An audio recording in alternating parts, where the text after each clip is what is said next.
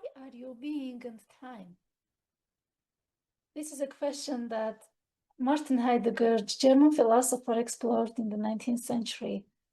He tried to decode the mystery of human existence, whether human is more being or time, or both, or the being of time and the time of being. Actually, this question is highly philosophical and can have individual interpretations. There is no simple answer to this. Coming to his theory, time and being, one of the most famous philosophical theories in human history. In this theory, he talks about being, Dasein, calling that being is everywhere. Being is not bounded by time, but on the other hand, time can be something that gives a border to being. So time is not a limitation of being, but on the other hand, they are mutually dependent. There is no time without being, there is no being without time, but on the other hand, there can be time without being. One of the key ideas in his theory is seeing human being as a process or activity rather than just thing or substance. He not heavily criticizing heavy criticism to Western philosophy, but he criticizes it to some degree, saying that while Western philosophy sees human as just a thing or substance, he contradicts with this, saying that exploring human nature as a process or activity, something developing. He wanted to find not only who you are, who human being is, but the meaning of existence, the meaning of change, the meaning of development, so human as a process. In my view, human is both. Human is both a thing, substance, and also a process. Human is developing, but on the other hand, the very nature, the very substance that exists in human being cannot be changed even under circumstances. As there's a quote about this, that the circumstances of life doesn't create you, but just unmasks your true essence. So this is a hard question, but in viewing human as a process, and both as a process and the substance, make it more comprehensive. So I agree with both with the Western philosophers and overall Western philosophy and Martin Heidegger's view on human as a process. Human is a process, it's like a flowing river. Human is also being processed through all the things that happen to them. Another key idea in Heidegger's theory is related to another concept, ready to hand and present at hand. Ready to hand means a skill, you see reality, you see things as a tool in your hand. But Heidegger fosters the other option, present at hand. Let's view it in terms of hope. What is hope when you just talk about it mechanically, hoping for something, for a better tomorrow, for your dreams realization, etc. So hope is like a tool, like an instrument, without emotional layers that may enhance your resilience. In that way, it's just ready to hand. But if you see your whole life in the presence of hope, hope becomes present at hand. So Heidegger fosters present at hand, presence of meaning, presence of something beautiful, something meaningful in your life, and your life overall to be meaningful and valuable, like a presence, not just like as a tool, as something mechanical. But I would like to, of course, I'm not trying to contrast a gigantic thinker like Heidegger, but to some degree it can be a bit contrasting to him in terms of this. I totally agree with him. Ready to hand, present at hand, these options in terms of good things, in terms of beautiful things. But when it comes to something gray, something gloomy, or life annoying, it's better to use it as a tool, ready to hand. For example, let's talk about anger, existential anger. I'm not talking about just the day-to-day anger on small or big things, etc. But overall, a ready to hand would mean using your disappointment, using your collapsed illusions, your disappointments, existential disappointments, for example, when you hoped something better, but it didn't happen, etc. It shouldn't be present at hand. It shouldn't overlay your whole life. It should be just ready to hand, just a tool.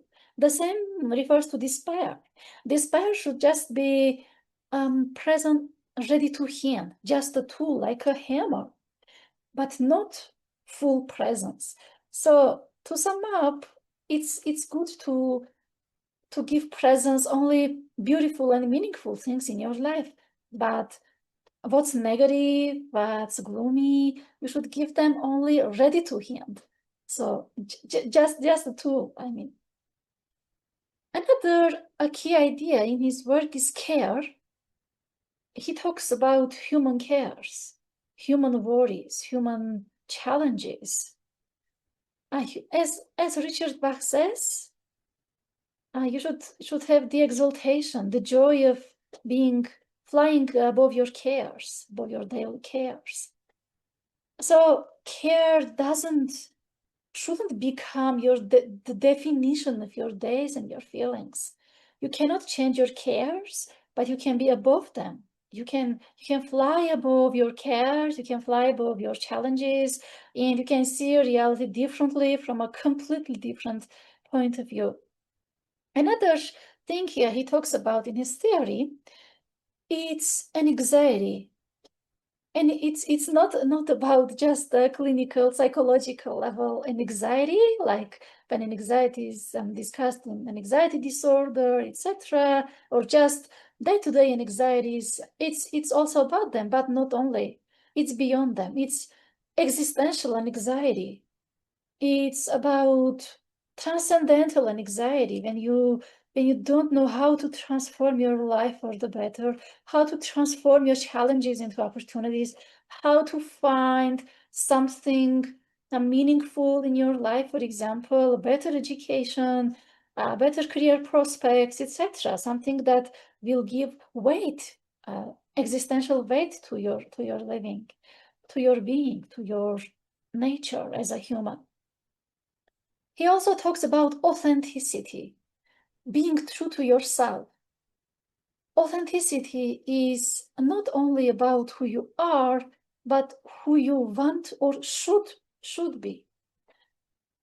If you maybe someone, let's remember the famous song, a Coolio song, "Gangster's Paradise." Let's consider gangsters. If they are authentic to themselves, they shouldn't be authentic to themselves. It's not, I think they haven't found yet their authentic selves, because authenticity is related to morality and truth. And in that case, it means you should only be true to yourself if yourself is based on moral values, truth, ethical truth, moral judgment, and existential reasoning. And also, being authentic to yourself means following your own dreams, having self-respect for your challenges, self-respect for your dreams, etc. It all starts from you. You should have it for yourself. Otherwise, it won't be mirrored in others, in society, in other individuals you're interacting with, and on a broader scale to the world. Now, to sum up, Heidegger's theory highly influenced on Western philosophy and overall philosophical thinking, because it's something pivotal, something highly valuable and lasting in philosophical thinking. I've created my own series, Coffee and Being, changing a bit Heidegger's theory, inspired by his theory. I explore time and human being in terms of coffee, in terms of day-to-day small things that we do and how it shapes our life and existence. I have other videos regarding this, but human being is not defined by itself only. Human being is defined through daily actions, the things you eat, the things you think, the thoughts you have during the day, actions you take, actions you don't take, type of coffee you drink, or if you are not drinking coffee at all. So it all defines your whole personality, and it all is your self-definition, your being of time and the time of being. I wrote a post, I wrote an essay, which is available on Substack. It's about coffee is time. And if Heidegger sees being in the context of time, I see being also in terms of coffee, in terms of daily routines, daily habits, like how coffee is flowing as time, how coffee can be sugar-filled, like human life can be sugar-filled when better times happen to you, or like the embittered coffee when there's less sugar in that, when something pessimistic, something negative happens to you, is like your cup of life, your cup of time becomes a embittered coffee that you wouldn't like to drink, but you have to. There are other dimensions too in regarding this, but overall, to sum up, to conclude, what is the time of being and the being of time? It's a personal, a universal, it's both a personal and universal question. Anyone can respond in their own ways, but it doesn't change their nature, it doesn't change their essence. And what's important is not to lose time, to just to remember that you are part of time and time is part of your being. You may share your thoughts in the comments, and if you enjoyed this video, you may also subscribe to my channel to foster the growth of this channel, and also sharing your thoughts in the comments. Thank you for watching.